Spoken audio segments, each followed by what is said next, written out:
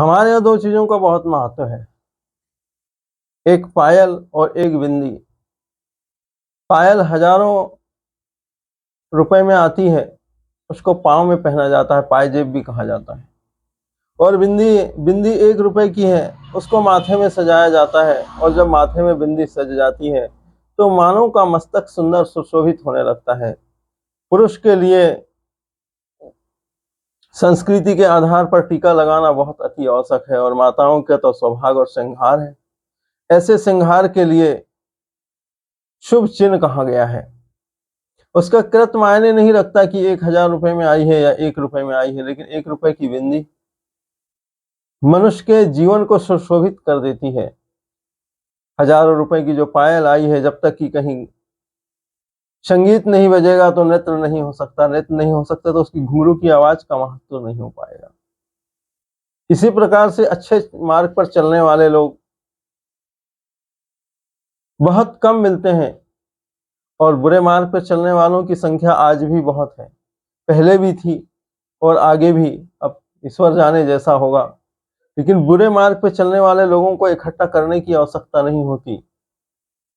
सत्संग करने के लिए आपको बार बार ये कहना पड़ेगा कि भाई सत्संग कर लो, इससे आपका जीवन सफल हो जाएगा, आपके परिवार में सुख शांति आएगी और आप एक आनंदमय जीवन को जी सकेंगे। उदाहरण है, दूध बेचने वाले को घर घर जाना पड़ता है और घर घर जाकर उसे कहना पड़ता है दूध ले लो, दूध ले लो, दूध ले लो। उस पर भी लोग पूछते हैं कि पानी तो नहीं मिलाया। जो अच्छी चीज है उसके लिए शंका हो रही है, और जो बुरी चीज है जिससे हमारा शरीर जा रहा है, समय जा रहा है, जीवन जा रहा है, नशा करने वाले लोग कभी किसी से पूछते नहीं कि आप इसमें पानी मिलाया कि नहीं मिलाया, बल्कि उसमें पानी मिला मिलाकर पीते हैं। उसका कृत मायने नहीं रखता कि 1000 रुपए की है कि 1 रुपए की है। बिंदी की शोभा हमारे माथे के ललाट से है, और उस माथे पे जब हमारे इस चंदन या बिंदी शोभा देती है तो बड़ा सुंदर समय होता है। नमक की तरह कड़वा ज्ञान देने वाला मित्र सच्चा होगा। मीठा बोलने वाला चापलूस भी हो सकता है। क्यों? कि मीठे बोलने वाले चापलूस इस तरह से होते हैं, जैसे आपने मिठाई को देखा होगा, मिठाई में कई बार कीड़े पड़ जाते हैं, लेकिन आज तक इतिहास में गवाह ऐसा है कि नमक में कीड़े नहीं पड़े।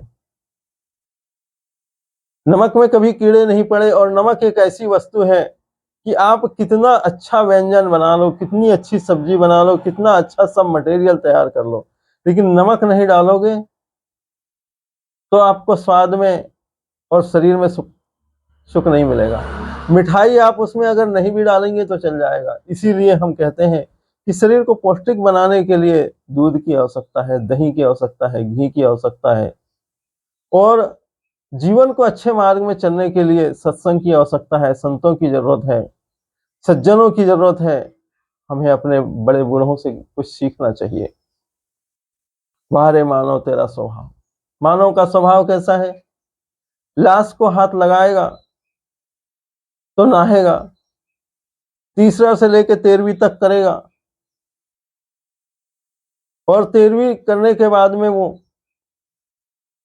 अपने आप को शुद्ध मानेगा, उसमें भगवान का भजन करेगा, कीर्तन करेगा, पूजा करवाएगा, नाना प्रकार के कृत्य करवाएगा, और अपने पितरों के प्रति, अपने माता पिता के प्रति वो सहानुभूति दिखाएगा कि आज मैं इनसे तृप्त हो गया।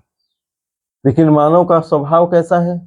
बाहर से ना जाने कितने कैसे चीजों को लेके आकर और अपने इस सुंदर मुख में डालता है। इस मुख में डालकर वो कहता है कि आ जाना भाई, आज हमारे यहाँ पार्टी है। विचार करिए आप, कैसी पार्टी है, कैसे जीवन का स्वभाव है, कैसे मानव जीवन की संस्कृति है।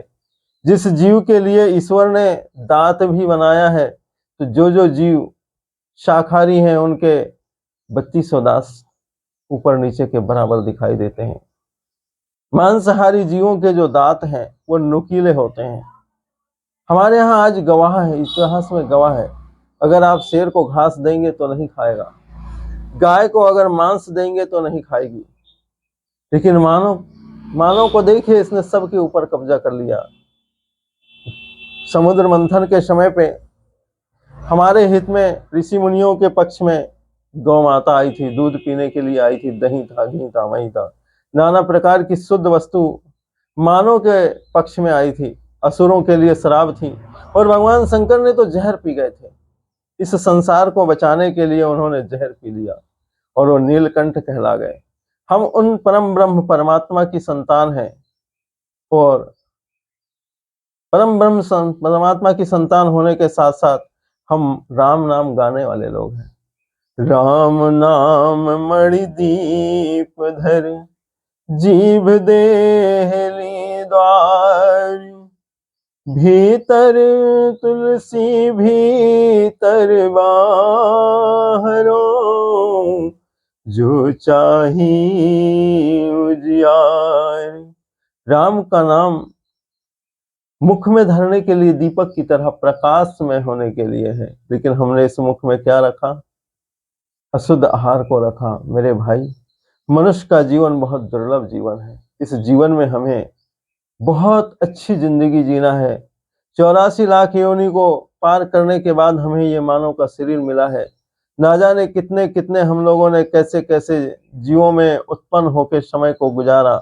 आज का सौभाग्य है कि इस सौभाग्यशाली जीवन को जीने के लिए हमारे जीवन में वो अच्छी वस्तुओं को ग्रहण करना है जिससे हम सुधरेंगे, युग सुधरेगा, हम बदलेंगे, युग बदलेगा।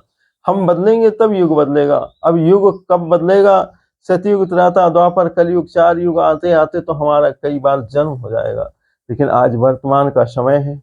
इस वर्तमान के समय में हमें बहुत अच्छी जिंदगी जीना है।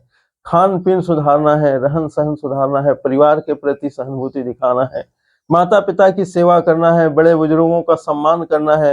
हमारी इस जिंदगी में ऐसी जीवन जीना है कि हम रहे तो भी लोग याद करें, ना रहे तो भी याद करें। कबीर जब हम पैदा हुए, जग हंसे हम रोए, करनी ऐसी कर चलो, हम हंसे जग रोए। हमको कहाँ से ऐसा कर्म करके जाना है कि हमारे जाने के बाद लोग याद करें कि आज अगर वो होते तो हमारी ये अवस्था, हमारी ये जिंदगी की दुर्दशा नहीं होती। इसीलिए सत्संग करना बहुत जरूरी है और सरल होकर जीना हमारे जीवन का मानव कर्तव्य है।